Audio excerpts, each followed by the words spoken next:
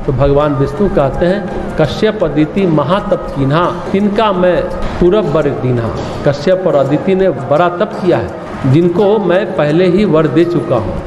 एक और कथा है कि मनु शत्रुपा ने बड़ा तप किया था, तब भगवान ने वर दिया था, आप शरीर खोजाओ कहाँ जाई, मृतौ तनौ भोग में आई। भाई मैं अपने जैसा कहाँ खोजने जाऊँ, कहते हो मेरे जैसा बेटा चाहिए, मैं ही तुम्हारा बेटा बन जाता हूँ। तो भगवान के अवतार के अनेक कारण हैं, अनेक कथाएं हैं, कल्प भेद से अनेक कथाएं हैं। भगवान नारायण श्री राम रूप में आए।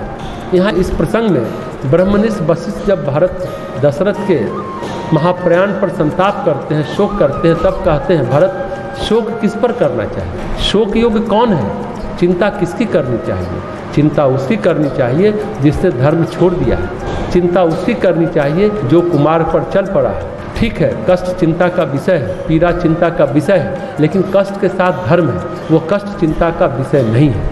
कष्ट के साथ तप है तो वह कष्ट चिंता का विषय नहीं है, पर धर्म विहीन जीवन में सुख है तो चिंता का विषय है। जीवन में जब हम परेशान होते हैं, चिंतित होते हैं, असंतुष्ट होते हैं, खींचते हैं, तो अनेक विधि से कोसते हैं, क्योंकि हम कष्ट में हैं। अगर हम सुख में होते हैं तो नहीं कोसते हैं। चैतन्य महाप्रभु का शिक्षाष्टक है, शिक्षा है आपदम नैव आपदा, संपदम नैव संपदा। कोई आपदा आपदा नहीं है, कोई संपदा संपदा नहीं है। आपदम वै विस्मरणम विष्णु। अगर भगवान विस्मरण हो जाए, भगवान की याद करना भूल जाए तो आपदा ही आपदा है। संपदम वै स्मरणम हरि। अगर भगवान हरि, भगवान नारायण याद है तो समझो संपदा ही संपदा है। बात यह नहीं कि हम किस अवस्था में हैं, यह परेशानी की बात नहीं है। हमारे मन की दिशा, हमारे जीवन की दिशा क्या है, ये चिंता का विषय है, ये विचार का विषय है। भरत को महर्षि वशिष्ठ अनेक उदाहरण देकर समझाते हैं कौन चिंतनीय है, कौन शोक के योग्य है। जिसने धर्म छोड़ दिया भरत, जिसने सत्य छोड़ दिया, जिसने न्याय छोड़ दिया, जिसने नीति छोड़ दी, फिर वह कुछ भी कर रहा हो, कितना भी वैभव हो, कितना भी यश हो, किसी भी अवस्था में हो, लेकिन उसकी गति, उसका गमन, उसका गंतव्य सुखद नहीं है। इस प्रसंग में एक एक कर उदाहरण देते हैं, कौन शोचनीय है, कौन चिंता का कारण है।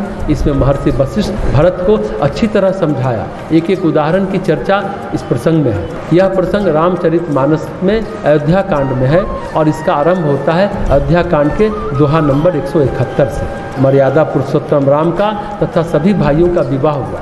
विवाह के पश्चात जब अयोध्या आए तो कैकेयी नरेश अश्वपति, कैकेयी के पिता, उनके पुत्र यानी कैकेयी के भ्राता युधाजित भी निमंत्रण में आए, यानी भरत के मामा। और कुछ ऐसा संयोग बना कि युधाजित अपने साथ भरत और शत्रुघ्न को ले गए। ननिहाल चलना है, पिताजी स्वस्थ नहीं है। भरत और शत्रुघ्न ननिहाल चले गए।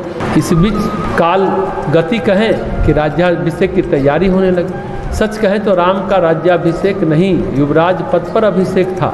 हाँ, जो युवराज बनेगा बाद में महाराज बन जाएंगे। देवों को बड़ी परेशानी हुई, अगर बन नहीं गए तो रावण का विनाश कैसे होगा। देवता लोग बड़े अधीर होते हैं, उन्हें प्रकृति के विधान पर भरोसा नहीं है। जब स्वयं नारायण एक संकल्प लेकर धरती पर गए हैं तो संकल्प पूरा होगा।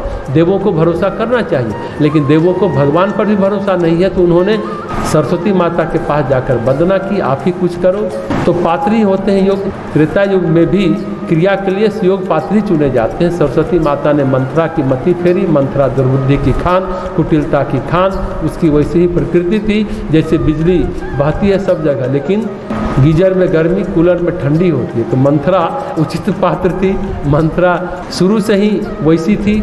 उसने कैकेयी को भ्रमित किया और भ्रमित कैकेयी ने राजा दशरथ को पूर्व के दिए हुए वरदान मांगे।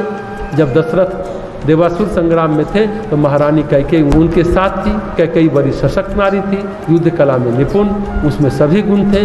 विदुषी थी, परम ज्ञानवान थी, शास्त्र ज्ञान था, युद्ध ज्ञान था, युद्ध कौशल था।